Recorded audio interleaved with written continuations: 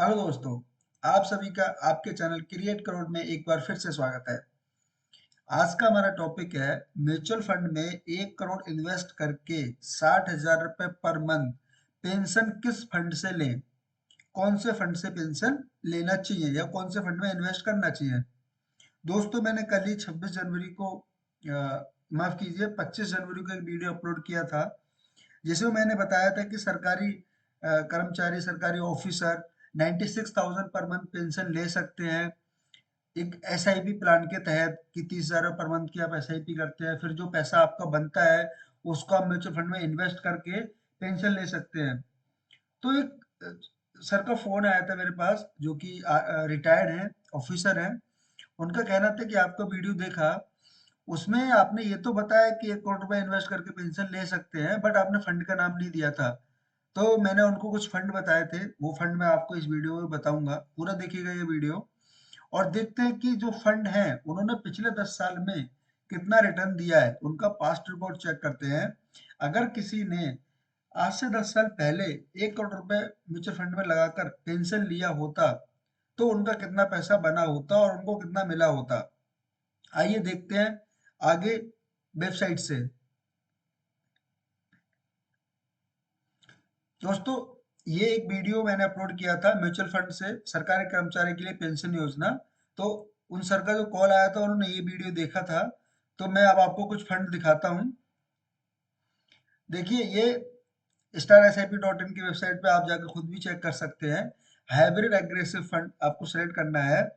अगर यहाँ पर 1 करोड़ रुपए 10 साल के लिए इन्वेस्ट किया गया है और 60,000 रुपये पर मंथ पेंशन लिया गया है, तो कितना रिटर्न पिछले 10 साल में दिया है? एसबीआई इक्विटी हाइब्रिड फंड ने, आपने 1 करोड़ इन्वेस्ट किया, 60,000 पर मंथ पेंशन लिया। पेंशन जो है वो आप जो तारीख सेलेक्ट करेंगे अगले महीने की, उसी तारीख से आपको आना स्टार्ट हो जाता है, जो भी आपकी डेट रहेगी।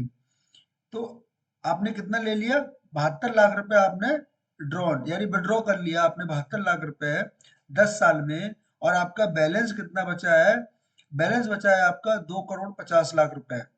यानी कि कहने का मतलब ये है, जो पोर्टफोलियो है उस उसमें से माफ कीजिए, जो आपको जो फंड है एसबीआई इक्विटी हाइब्रिड का, उसमें से आपने 72 लाख रुपए तो ले लिया और आपका 2.5 करोड़ रुपए अभी भी आपको बचा हुआ है, जिसका रिटर्न 15.23% है। ऐसे ही आईसीआईसीआई का देखिए, आईसीआईसीआई का जो रिटर्न है वो 17% का है। एंड उसमें से आपने 60,000 पर मंथ पेंशन ली, एसडब्ल्यूपी किया और 72 लाख रुपए आपने विड्रॉ कर लिया 10 साल में। तो आपका बैलेंस कितना बचता है? 3 करोड़ 33 लाख रुपए। यानी कि 72 लाख लेने के बाद भी 3 करोड़ 33 लाख रुपए बचता है। आपने इन्वेस्ट कितना किया था? 1 करोड़ रुपए। तो बचा कितना है? 3 करोड़ 33 लाख रुपए। अब ये आप कब तक ले सकते हैं? आप लाइफ टाइम ले सकते हैं। अभी आप ले रहे हैं, अब जब आप ऊपर चले जाते हैं, क्योंकि हर किसी को ऊपर जाना है, मुझे भी, आपको भी, सबको। तो जब आप ऊपर चले जाते हैं तो आपका ये जो जो फंड है इसमें से नॉमिनी को पैसा आता रहेगा। ये आपने एक पेड़ लगा दिया है और जब तक पेड़ रहेगा आप इससे आम खा सकते हैं, और म्यूचुअल फंड में पेड़ आपका लाइफ टाइम के लिए रहेगा। तो कोई डरने वाली बात नहीं है कि आप नहीं रहे तो पैसा मारा जाएगा, डूब जाएगा, भाग जाएगा। आपके नॉमिनी को पैसा एज इट आता रहेगा, अगर वो कंटिन्यू करना चाहते हैं तो। नहीं तो वो वन टाइम में भी विड्रॉ कर सकते हैं। ऐसे H D F C hybrid equity का देखते हैं। इसने पिछले 10 साल में आपने 72 लाख रुपए तो ले लिया है, 72 लाख रुपए आप इसको विड्रॉ कर चुके हैं यानी खा चुके हैं पिछले 10 साल में। और आपका बचा कितना है? 2 करोड़ 72 लाख रुपए। इसका जो रिटर्न है वो 16% का है। मैं आपको बोलता हूँ कि आप 14-15% भी रिटर्न ना कैलकुलेट करें पेंशन के लिए, आप 12% करें या 10% करें, तो भी आपको अच्छा खासा पैसा आपको मिल जाएगा। डीएसपी इक्विटी का देखते हैं। इसमें 72 लाख आपने ले लिया, 2 करोड़ 73 लाख आपका बचा है, 16% का रिटर्न है इसका। तो आप, मैंने उनको बताया था कि अगर आपको 1 करोड़ रुपए इन्वेस्ट करना है तो आप एसबीआई इक्विटी हाइब्रिड में और आईसीआईसीआई में और एचडीएफसी हाइब्रिड में, तीनों फंडों में बराबर बराबर बांट कर, डिवाइड कर कर आप इन्वेस्ट कर दीजिए और वहां से आप पेंशन अपना ले सकते हैं। तो दोस्तों, अगर आप भी अपना कोई आपके पास फंड आया है, कहीं से आपने प्रॉपर्टी सेल की है, या आपने सारा पैसा कहीं से अकुमुलेट किया है, एक जगह आपका पैसा हो गया और आप उसमें से आप सोच रहे हैं कि आप उसको बिल्डिंग बना दें और रेंट पे चढ़ा दें, वहां से किराया लेना स्टार्ट करें, उससे अच्छा है कि आप म्यूचुअल फंड में इन्वेस्ट कर दें। ये 3 फंड में आप इन्वेस्ट कर दें, और एक चौथा फंड अगर आप लेना चाहें तो डीएसपी इक्विटी फंड ले सकते हैं। आप इन 4 फंडों में बराबर बराबर डिवाइड करके अपने पैसे को इन्वेस्ट कर सकते हैं और आने वाले 10 साल या 15 साल के लिए पेंशन प्लान कर सकते हैं। मैं आपको ये जो रिटर्न दिखाया गया है, ये 15% 17% का इसका पास्ट रिकॉर्ड है। मैं आपको दिखाता हूँ, अगर इससे कम मिले तो कितना पैसा आपका बनता है।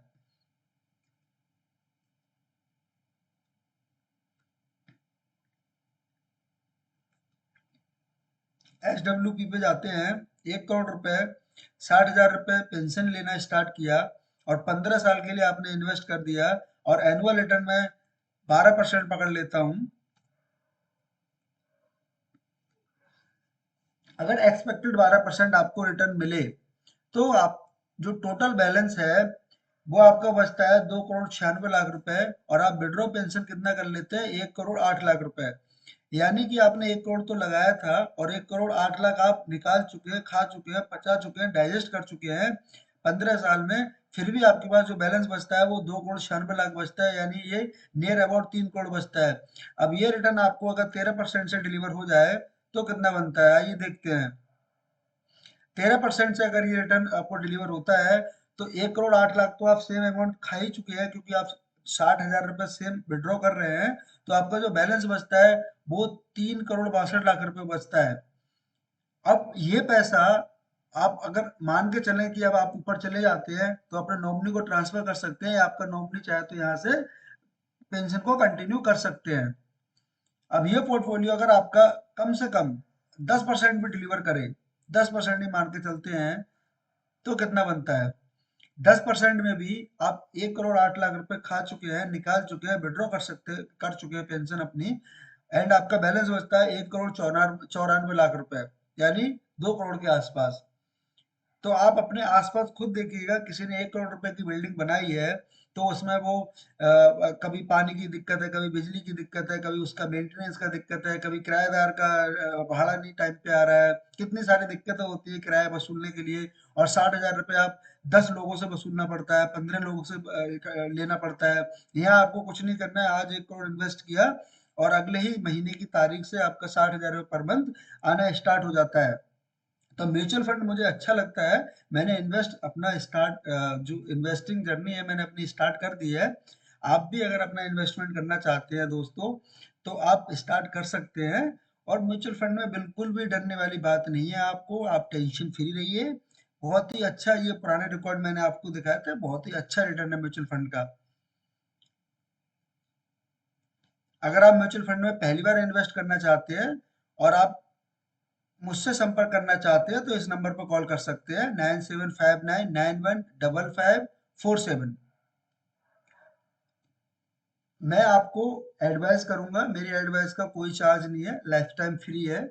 आप मिनिमम कितने रुपए से इन्वेस्टमेंट स्टार्ट कर सकते हैं, अगर आप पेंशन लेना चाहते हैं तो आप 10 लाख भी कर सकते हैं, 20 लाख भी कर सकते हो, कोई भी अमाउंट आप कर सकते हैं, 1 लाख भी कर सकते हैं, कोई भी अमाउंट आप स्टार्ट कर सकते हैं। अगर आप SIP स्टार्ट करना चाहते हैं तो आप मिनिमम मिनिमम 100 रुपीज से आप स्टार्ट कर सकते हैं SIP। मैक्सिमम की कोई लिमिट नहीं है, मैक्सिमम आप कितना भी कर सकते हैं, 10,000 20,000 50,000, ये SIP का कोई भी लिमिट नहीं है, आप कितना भी इन्वेस्ट करो। मिनिमम 100 रुपए से भी आप स्टार्ट कर सकते हैं म्यूचुअल फंड में। जैसे कि मैंने आपको बताया दोस्तों, मेरा जो अकाउंट है वो NJE वेल्थ में है। आप भी अगर NJE वेल्थ में अपना अकाउंट ओपन करना चाहते हैं और मेरे साथ जुड़कर अपनी जर्नी को, अपने पैसे को आगे बढ़ाना चाहते हैं, ग्रो करना चाहते हैं, तो नीचे डिस्क्रिप्शन में लिंक दिया गया है NJE वेल्थ का। आप वहां से अपना अकाउंट ओपन कर सकते हैं और डायरेक्टली मुझसे जुड़ सकते हैं। दोस्तों वीडियो आपको अच्छा लगा हो तो लाइक कीजिए, शेयर कीजिए एंड सब्सक्राइब कीजिए। Thank you so much.